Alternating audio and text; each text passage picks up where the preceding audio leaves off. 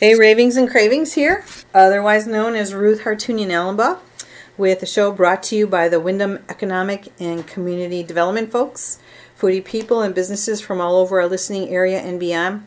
I am one lucky girl today because I have Brian Pasco sitting across from me. And for those of you who've been drooling and waiting for this thing in Brooklyn to happen, it has happened. So Brian Pasco, chef owner from Chef's Table at Little Dipper Farm, is here with me. Welcome to Ravings and Cravings. Thank you. I'm excited for this. Yay, I know, I think the radio audience is all cheering now. I hear it, wait. Oh yeah, big cheering and big round of applause. So I did post about my experience there. I was there last Saturday, so it was about a week ago. So it was very exciting. So there's so much to talk about. Tell us the nitty-gritty stuff, like address, hours, that kind of stuff. Yeah, so the name of the restaurant is Chef's Table at Little Dipper Farm. Mm-hmm. You can find us at 499 Wolf Den Road, right in Brooklyn, Connecticut. The telephone number is 860-412-0038. For social media, right now we're just using Instagram. Mm-hmm. We're building up our Facebook. People keep asking, it's coming. Okay. And then our website is Chef's Table at ldf.com. There you can book a reservation, you can reserve a private party, you can inquire about other events happening with the restaurant and the farm. Mm-hmm. Please feel free to visit our website. It's got a ton of information right on there. Mm-hmm. Okay, great. I'll have you repeat that again because I'm sure people are going to want to know. Because when I put the post on Facebook, so many people were like, where is this? Like, what's the address? And it was a little dicey to find. So, we want people to find you. Yes. For sure. Tell us about your background. Like, what brought you to Brooklyn? So, tell us the story. Okay, so the scale way back, I went to Johnson & Wales in Providence, Rhode Island.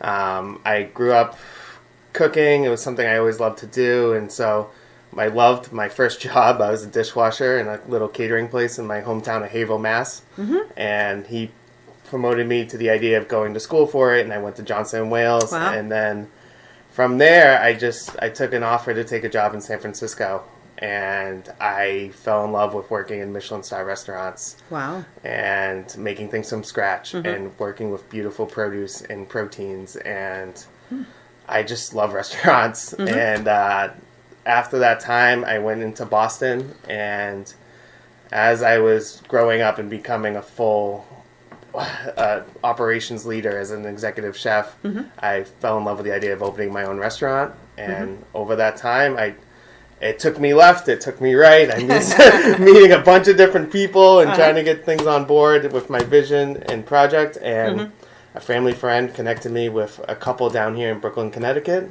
And they needed a chef and they needed someone to help open a beautiful restaurant again on the property. And I took that offer, and now we're full speed open and living the dream.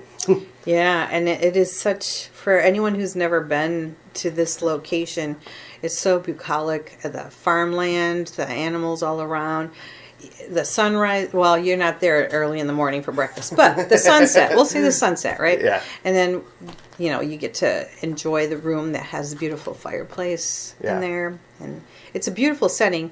Well, how would you describe a person's, like, what you hope for as far as a person's dining experience when they come and visit? Yeah, so, we're a little bit of a throwback style of a restaurant, an homage to what was there. We offer full-service hospitality, meaning if you trust us and you take the long road down and you're down the country road and you're on a beautiful farm with a big, beautiful barn, we'll be there to welcome you in. Yay! And we'll take you to a table, and we will offer a menu of your choice. Honestly, there's plenty of options on our menu. You're not stuck in a tasting menu where I'm trying to show off to you. Things are scaled down a little bit. We make our own butter. We make our own bread. We start service the right way, and we allow you to expand upon the menu the way you see fit. Tell us some of the things on your menu. Yeah, so like I just said, a big fan favorite here is that we make our own butter. Yeah. That's not an easy thing to do. It takes time. It takes multiple days to culture that cream just right. And then when we whip the butter, it starts to break, and now you have buttermilk and curd, and then we take the curd and whip that, and then that's our finished butter. But a fun play with that is we now have buttermilk. And that's a great ingredient in itself. And we make our own buttermilk dressing that goes on our greenhouse salad. So everything that grows in the greenhouse with sunflower shoots and pea shoots and stuff like that, it's tossed with a buttermilk dressing, as well as that buttermilk is also a fun ingredient to use in pastry. And so we have a beautiful buttermilk panna cotta on the menu right now, too. I had that. Yeah. I had that with the blood oranges on top. Yeah, so that's fun. That's, we're a farm-to-table restaurant. We do as much as we can from the property. And obviously, blood oranges don't grow here. They don't grow east of the Mississippi. No chance. Right. But, it's fun that we make our own buttermilk. Let's pair it with a highlighted ingredient. And that highlighted ingredient is great with something like winter citrus. Like, it comes with blood oranges and pumelos, and really fun to capture both of those things together.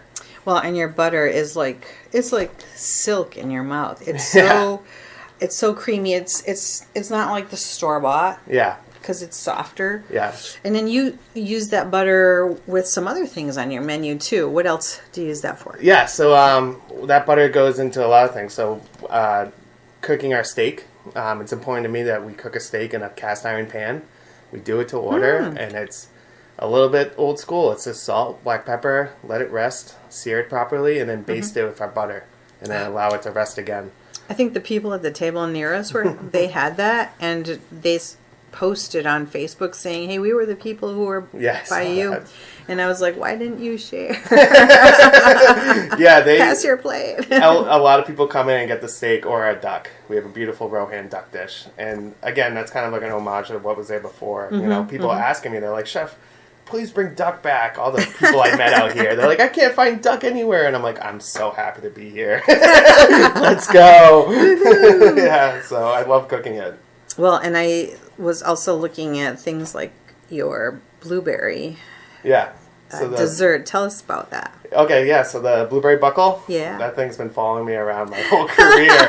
All your life, right? Right. I grew up eating it every holiday. My Polish grandmother would make it. And the trick with that, and I'm not embarrassed to share this, is that you have to use frozen blueberries. The blueberries have to be frozen. You can't do fresh. Can't do fresh. Because of the way the butter, that coffee cake has so much butter in it. You need to have it slowly rise, and the frozen blueberries whipped into the cake batter allows that to happen. Oh, see, you got that tip right here on Ravings and Cravings on WILI. No extra charge for that one, right? Yeah, just gotta come in and try it. Excuse me. Tell us a little bit too about, like, you're talking about great hospitality. What does that mean? Yeah, so the way I envision this restaurant is to offer great hospitality, and I want you to feel comfortable. It's all planned. It's at the table. There's not multiple silverware. All it is a simple roll up with a fork, knife, and spoon. And there's just a couple pieces of glassware and a share plate on the table. And when you order food, I want you to feel like you can share it. Or if you don't want to share it, that's okay too. You can have your own dish. Yeah, and you don't have to share. We're not pushing that on you. We're allowing people to pick their own direction, and we're just going to help curate that experience with you on how to do beautiful farm-to-table food. And when you come and eat, you're not going to hear a phone ring. You're not going to see an Uber driver looking for their pickup. There is no gimmick. I come from a restaurant scene that right now it's kind of like a oncoming, how do we make this work every day? How do we survive as a business? And that's all there. But you as a guest, I don't want you to have to feel that story with me. I want you to just come in, trust me, and take that long drive in and enjoy a beautiful little restaurant. And that's all we need to be right now. Well, the setting is beautiful.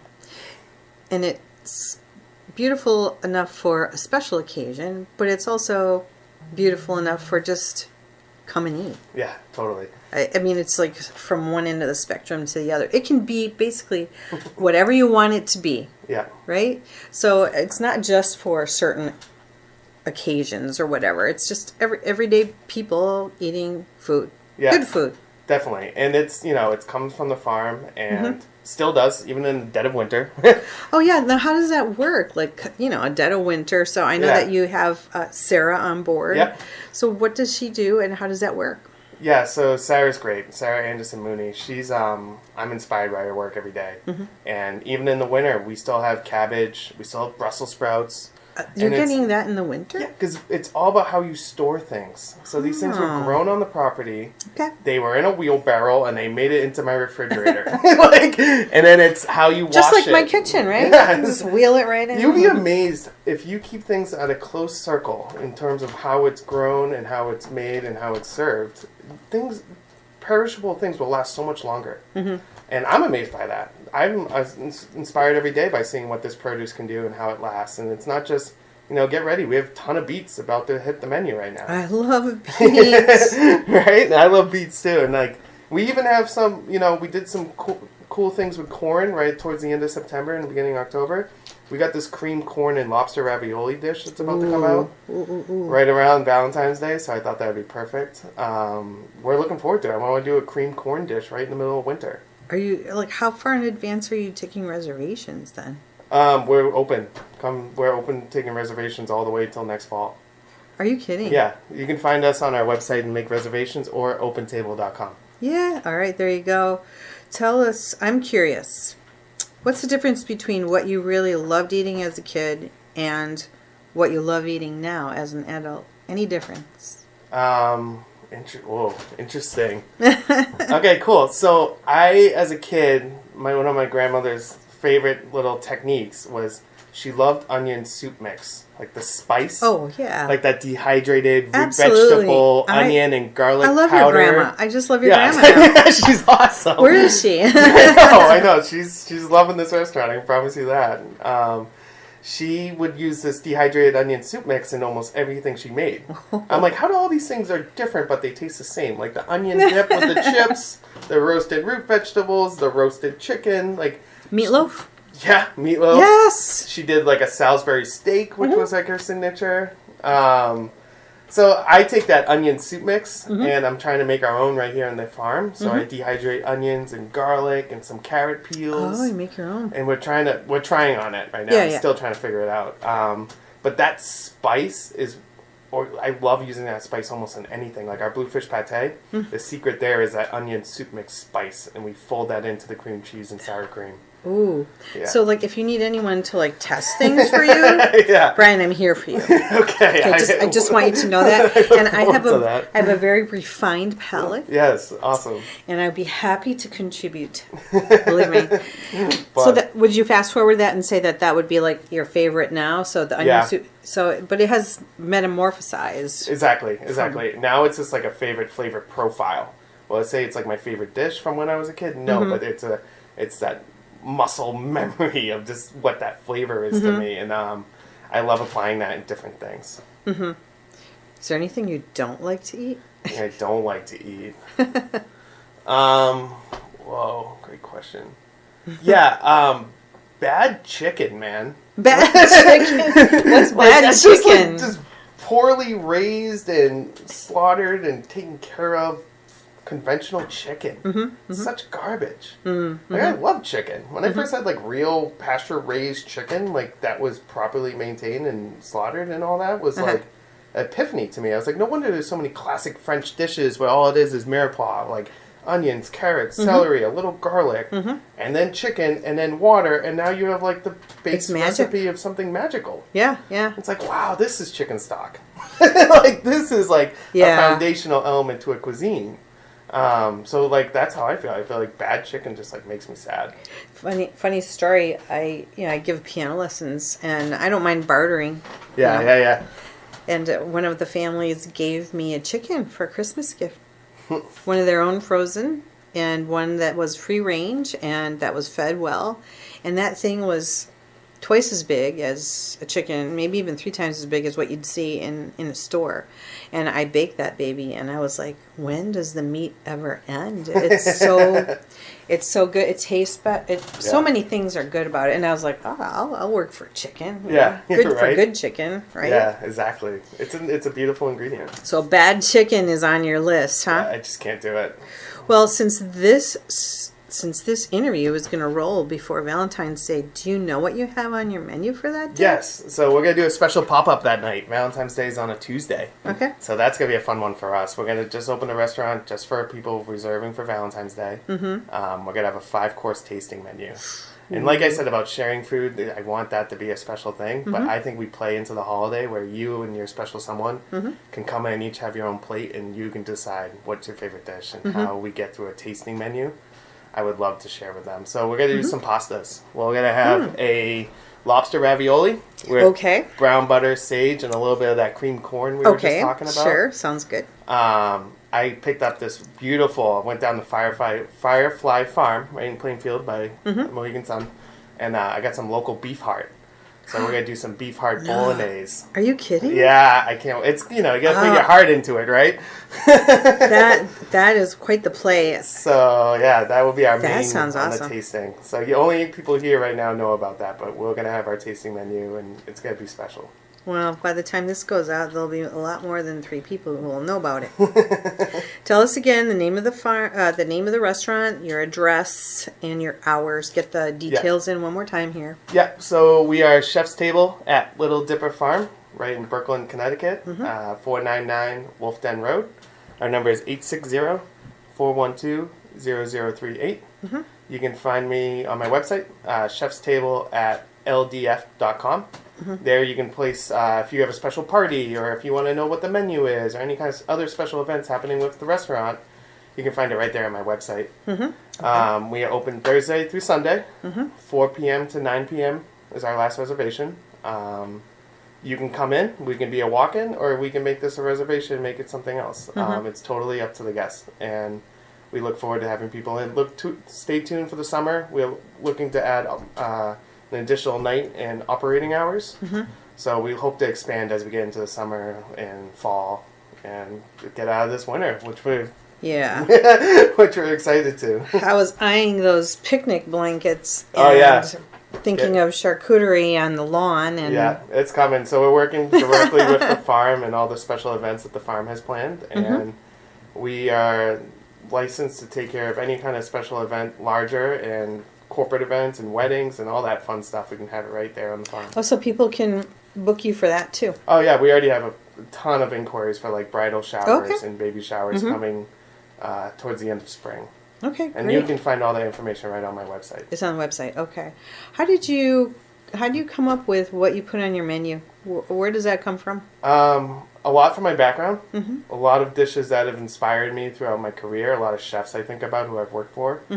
And what I'm thinking of now, I want to combine both those elements. Something where I was coming up and learning and caring for, and then what's my perspective now on food and how I see it to be done the right way.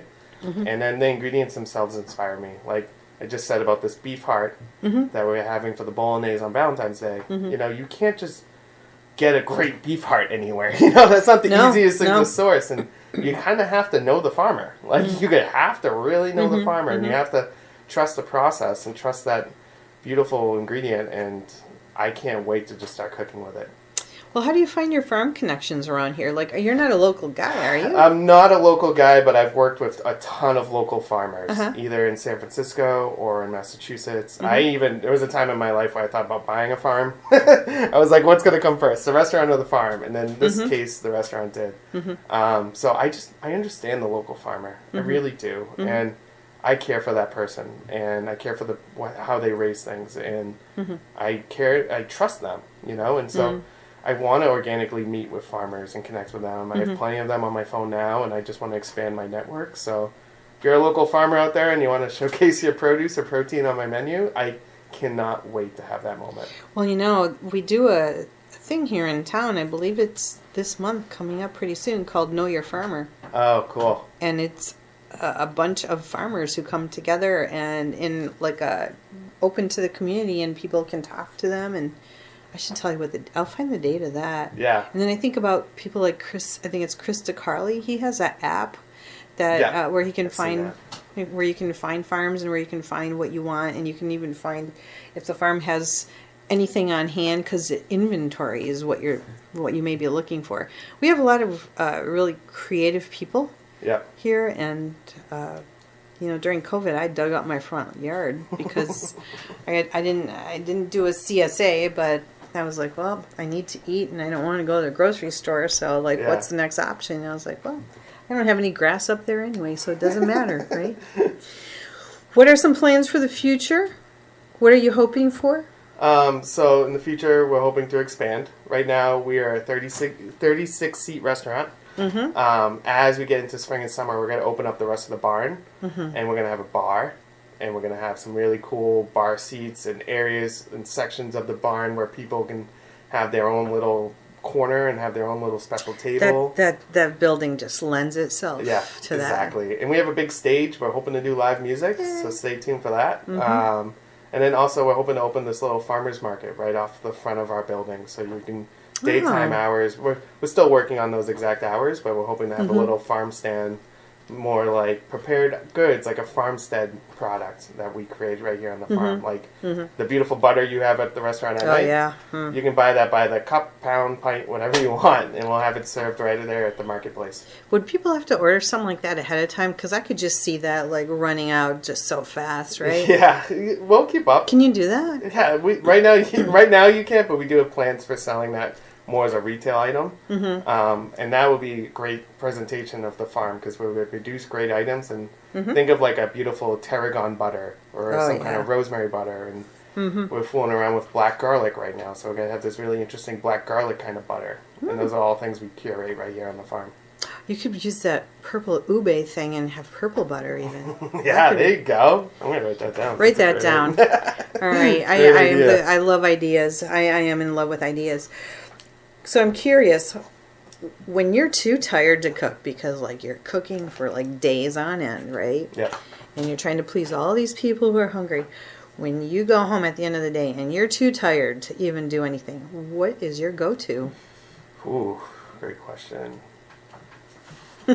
Go-to. Oh, I'm a big salad kind of guy. Really? Year round. You eat your veggies? Yeah, exactly. Oh, well, I am impressed. I'll go for a bologna sandwich, You can add anything you want to your salad. So That's I'm big true. into like spicy greens, good olive oil, and then kind of what I have on hand. And I think right now, because I go Willimantic Food Co-op, new friends of mine. You're going to go down the hill and check them out? I try to go at least once a week. I'm big fans of theirs. I got some local potatoes from them. Of course, I cook too much at my house, too. So I have too many soft-baked potatoes that's lying around. And so I'm big into like potato salad right now, which is hilarious. I love potato salad. That's kind of been my go-to. But we should talk in a couple weeks. It's going to be totally different. What do you put in your potato salad?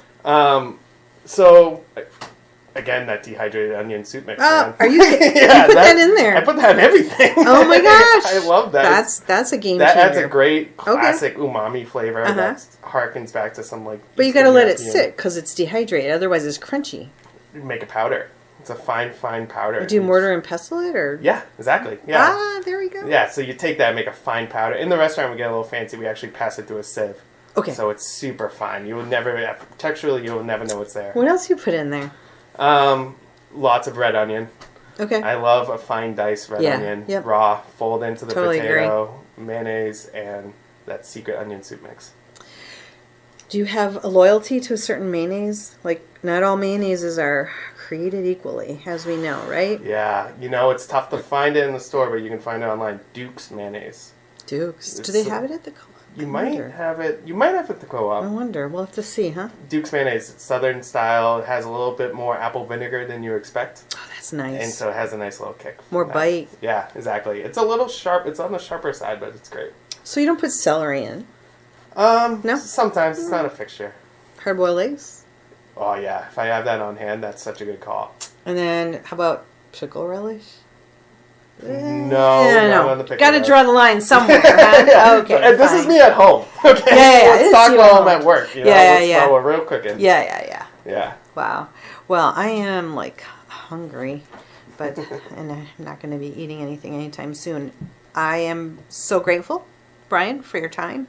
So thank you. I'm going to recap things a little bit here. I'm here with chef owner Brian Pasco from Chef's Table at Little Dipper Farm in Brooklyn, Connecticut. They're open for business. It was Thursday through Sunday, right? That's correct. So people, please don't show up on Monday, Tuesday, or Wednesday because you'll go home and you'll be crying, right? we don't want people to do that, right? No, we don't want that. Make your reservations. That's probably a good idea rather than walking in. Just because right now in the winter we're such a small space. Yes. I'm hoping as in the spring and summer we'll have our additional seating in place, but Yeah, reservations preferred, but don't be afraid to just come knocking on the door and coming in. Well, my dining experience was very relaxed, and I was thank one of those patrons who was there for literally, I was there for 2 hours. So if I would say reservations are probably a good idea considering there are people like me in the world. And I think that there are a lot of people like me in the world who really enjoy great food.